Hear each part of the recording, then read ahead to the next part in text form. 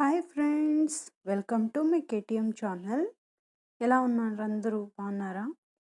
So ఇవాళ నేను కొత్తిమీర ఎలా వేసుకోవాలో ఆన్ టెర్రస్ మీద చూద్దామా.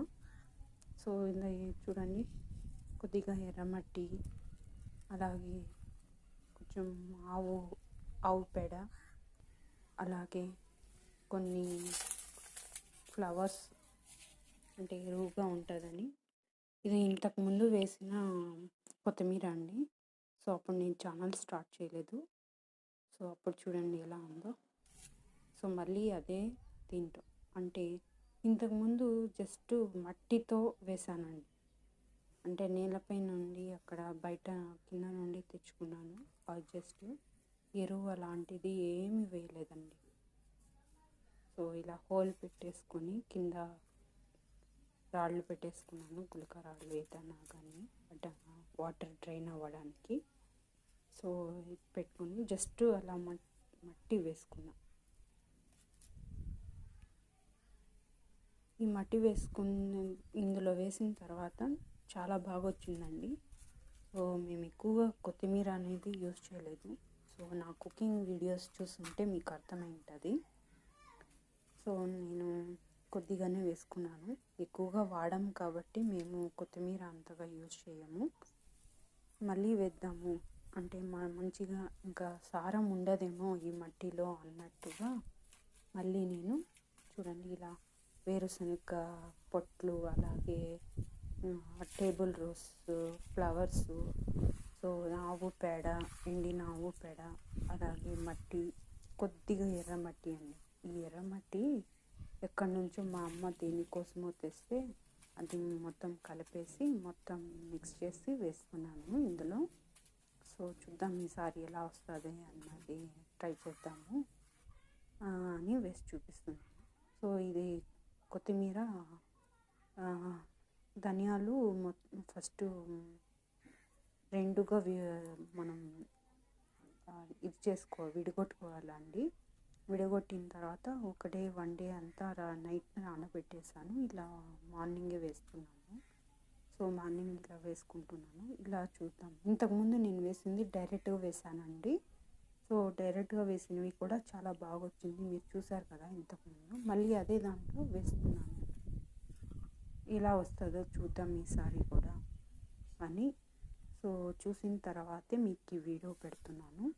సో ఇలా వేసుకున్న తర్వాత దాని మీద మట్టి కప్పేసుకోండి, లేకపోతే ఇంకా మనకి ఉంటాయిగా వీటి శత్రువులు, చీమలు, అవి తినేస్తాయి అన్నమాట. సో ఇంకా వర్షాలు పడుతున్నాయి కాబట్టి వర్షానికి ఎగిరి వాటర్లో వెళ్ళిపోతాయి అన్నమాట. సో పైన కొద్దిగా ఇలా మట్టితో కవర్ చేసుకోండి. సో ఇలా బాగా యూజ్ చేసుకోండి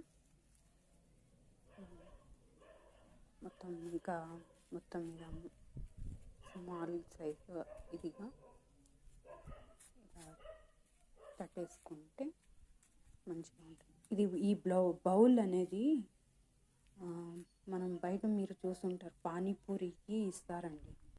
సో స్పాంజీ లాగా ఉంటుంది ఆ బౌల్ అంటే అది. సో ఇది చూడండి, ఇది గ్రో బ్యాగ్స్ అన్నమాట. సో ఇది అక్క దగ్గర నేను నేర్చుకున్నాను. సో ఇది ఇందులో కూడా వేద్దాం సైడ్లో అని కొన్ని మిగిలినవి ఇలా సైడ్కి వేస్తున్నానండి. సో ఇందులో మొత్తం ముందు ఫస్ట్ నేను వేసినవి కొత్తిమీర అండి. బాగా వచ్చిందండి, బాగా వచ్చింది.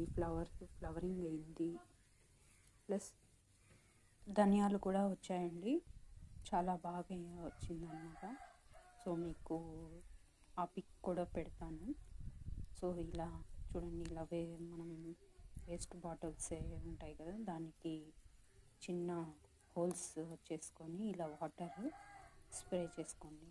ఎందుకంటే డైరెక్ట్గా పోసామంటే అది మొత్తం బయటికి ఇలా విడిపోతాయి కాబట్టి. సో దీనికైతే వెరీ సెన్సిటివ్గా వేయాలండి. సో ఇది చిన్న బౌల్ కాబట్టి, వెరీ స్మాల్ బౌల్ కాబట్టి, సో ఇలా జస్ట్ తేమ అయ్యే విధంగా వేసుకుంటే చాలండి. సో మళ్ళీ చేతితో ఒకవేళ కనిపిస్తుంటే మట్టితో కప్పేసేయండి ఇలా మొత్తము. చూడండి ఇలా సారవంతంగా చేశానమాట. సో ఇది చూసారా, ఒక కుండీలో మళ్ళీ దీన్ని పెట్టాను అనమాట. సో ఇది చూడండి ఎలా వచ్చిందో. ప్రజెంట్ ఇప్పుడు ఇలా ఉందండి. సో బాగా వచ్చింది. సో నేను చేసిన ఎక్స్పెరిమెంట్ సక్సెస్ఫుల్గా అయిందండి. సో బాగా అయింది. వేర్లు ఈ బౌల్లో చూడండి, వేర్లు కుండీలోకి వెళ్ళి కుండీలో ఉన్న మట్టిలోకి వెళ్ళిపోయాయండి. చూడండి, చూసారా. సో ఇంకా తీస్తే ఇక్కడ ఇవి మళ్ళీ డ్యామేజ్ అవుతాయో అని అలాగే పెట్టేస్తున్నాను. సో ఎందుకు పెట్టానంటే వాటర్ మనం వేస్తే ఆ కుండీలో కూడా వెళ్తుంది కదండి. సో అందుకని ఆ ఆలోచనతోటి పెట్టాను. సో ఇందులో కూడా వచ్చింది. చూడండి బాగా వచ్చింది. సో దీనిలో తోటకూర వేసాను. తోటకూర మధ్యలో తర్వాత తోటకూర ముందు వేసాను, తర్వాత కొత్తిమీర వేసాను. సో కొత్తిమీర కూడా బాగా వచ్చింది. అక్కడక్కడ కొద్దిగా అవసరమైతే వడలు వేద్దామని వడల కోసం తీసుకెళ్ళాను. సో ఇదండి నా వీడియో. మీకు నచ్చితే లైక్ చేయండి, షేర్ చేయండి, సబ్స్క్రైబ్ చేసుకోండి. Thank you for watching.